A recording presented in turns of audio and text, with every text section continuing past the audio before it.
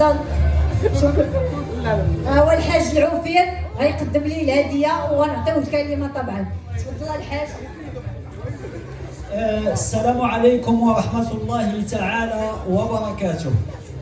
وليداتي بنيتاتي خوتي خواتاتي، في الحقيقة إذا كانت الإرادة كيكون كل شيء.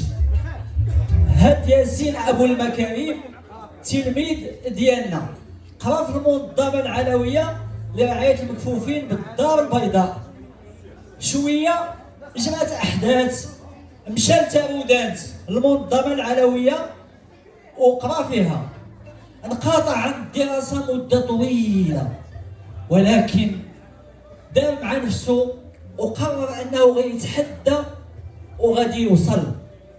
هاد الشيء اللي دار في حياته عجيب، انه خد الكاتريام حرة ثم البكالوريا هو نجح فيها وغيمشي للكلية.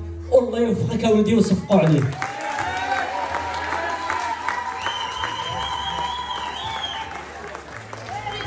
شكرا الحاج دار مبروك.